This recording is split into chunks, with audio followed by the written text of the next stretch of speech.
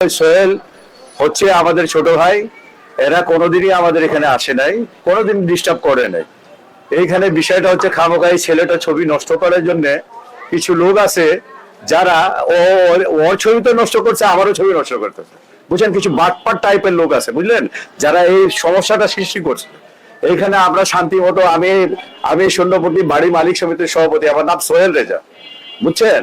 পরে আমি এদেরকে বলছিলাম যে তোদের সাথে সমস্যা হয়েছে, আমি ফাকুর সাথে কথা বলে, আমি সোহেলের সাথে কথা বলে এটা সমাধান করে দিব, ঠিক আছে? পরে এরা দুই পার্টি উত্তেজিত হয়ে এরা মারামারি করার পরে একটা ছেলে আছে, ওর নাম হচ্ছে তুষার। ওই ছেলেটা এখানে ডিস্টার্ব করে, যে আমার ভাতিজা আছে, এরও নাম তুষার।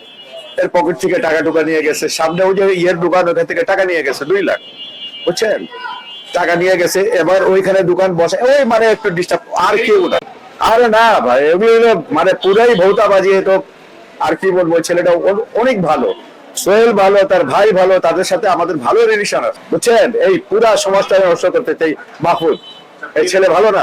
এখন বিএনপির পিছনে কেন লাগছে এটা তো আমরা বলতে পারতেছি না, আমরাও বিএনপি করি, হ্যাঁ। তো কেন লাগছে এখন এই জিনিসটা, এখানে পলিটিক্সটা হচ্ছে জামাতের, বিষয়টা বুঝতে পারছেন? আমার এআইডি থেকে ছবি করে আমাকে বলতেছে জামাতের ভোট চাচ্ছি, কিন্তু আমি পুরাটাই মনে করেন আমি আমিনুল ভাইয়ের কাজ করছি আমার 5 নম্বর ওয়ার্ড থেকে। আমার বাসা 3 নম্বর ওয়ার্ডে 2টা বাড়ি আছে, আমার 5 নম্বর ওয়ার্ডে 2টা বাড়ি আছে। তো এখানে মনে করেন এই বাচ্চাদের সাথে তো আমাদের বয়স্ক লোক অ্যাডজাস্ট হয় না, দেখে বয়স্ক লোকের সাথে আমি কাজ করছি পুরোটা, বুঝছেন? এখন মনে করেন এই চালাকি করে আমারও কিছুটা মানে খারাপ একটু ই করার জন্য, ছবি নষ্ট করার জন্য এটা। আর সোহেলে আরো কিছু ছেলেরা, এরা মনে করে অত্যন্ত ভালো ছেলে, এরা কোনো সময় এগুলো আমাদের, তাছাড়া আমাদের দেখলে ওরা আসবেই না, ওরা আমার ছোট ভাইয়ের মতো। ওদিকে আমি তো মনে করি এই জিনিসটা ভালো হয়নি, এই জিনিসটা খুবই খারাপ হয়েছে। একটা ভালো ছেলে, হ্যাঁ, তার দুর্নাম করা, তার বিরুদ্ধে একটা অভিযোগ দেওয়া, চাঁদাবাজি, এই ছেলেরা ওই টাইপের না। সোহেল আমাদের কাছে এরকম চাঁদা দাবি করে নাই বা চায় নাই। সোহেল অত্যন্ত ভালো ছেলে, আমরা জানি। এটা আসলে যারা বিভ্রান্তের ভিতরে আছে, ঝগড়াঝাটি করে, এদের ভিতরে এটা ছড়াইতেছে আর কি। আমাদের ব্যবসায়িকদের ভিতরে এরকম কোনো চাওয়া বা কোনো লেনদেন করে নাই। এখন নেই চাঁদাবাজি, এখন তো সব মানে মানে ইউনুস সরকার আসার পর থেকে সব নর্মালি আছে, চাঁদাবাজি হয়নি। না ভাই, এরকম আমি আজকে মোটামুটি 18 বছর ধরে দোকানদারি করতেছি, এরকম আজ পর্যন্ত হয় নাই, কেউ আসে বলেও নাই কোনো সময়। আলহামদুলিল্লাহ সুন্দরভাবে ব্যবসা করতেছি। না না না, সোহেল ভাই কখনো এই ধরনের কথা বলে নাই, অন্তত আমার কাছে তো বলেই নাই। আর এখানে এরকম সোহেল ভাই কোনো সময় দেখিও নাই এখানে আসতে, ঠিক আছে? সোহেল ভাই এই ধরনের লোকও না, আমি যতটুকু জানি সোহেল ভাই খুব ভালো মানুষ, ঠিক আছে? সোহেল ভাই এই ধরনের কোনো কথা হয় না। আপনারা কিছুদিন যাবত দেখতে পাচ্ছেন একটি সোশ্যাল মিডিয়া মাহফুজ নামের একজন ছেলে আছে, সে বিদেশ থেকে সবার বিরুদ্ধে কথাবার্তা বলে। তারা কিছুদিন আগে একটা ভিডিও বানিয়েছে, আমি বা আমার ছেলেপেলে নাকি স্বর্ণপট্টিতে আইসে চাঁদাবাজি করেছি, ফুটপাত দখল করেছি। আপনি শুধু স্বর্ণপট্টি না, সমস্ত পল্লবীতে যে কোনো জায়গায় আমার সম্বন্ধে খবর নিয়ে দেখতে পারেন। কোনো চাঁদাবাজির 1 পয়সা বা কোনো একটা ফুটের একটা অংশ যদি আমার নামে থাকে, আমি স্বেচ্ছায় নিজের পদ থেকে পদত্যাগ করবো। আর দ্বিতীয় কথা হচ্ছে, মাহফুজ ছেলেটা, আপনারা তাকে প্রথমে আমরা মনে করতাম সে বিদেশ থেকে কিছু কিছু ব্যক্তিকে আক্রমণ করছে, কিন্তু পরবর্তীতে জানা গেল নির্বাচনের আগে সে একজন জামাতের এজেন্ট, সে জামাতের ভোট চায়, এই যে বেহারিদেরকে বিতর্কিত করে সে তাদেরকে জামাতের দিকে নিয়ে যাওয়ার জন্য একটি পায়তারা সৃষ্টি করে।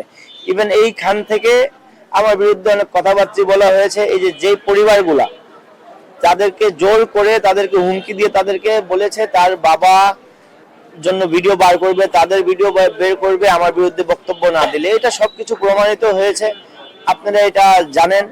দেখেন, সেই একজন বিহারি ছেলে, সেই বাঙালি না, সেই বিদেশে ড্রাইভিং করে মনে হয়, সে তার কাছে একটাই শার্ট আর একটাই কোট আছে, সেটা পরে গাড়ির সামনে সে বক্তব্য দেয়। সে আমাদের 11 নম্বর বড় মসজিদের সামনে স্যুপ বিক্রি করত, সে একজন স্যুপ বিক্রেতা ছিল। আজকে বিদেশে গিয়ে নিজেকে ইলিয়াস পিনাকি মনে করছে।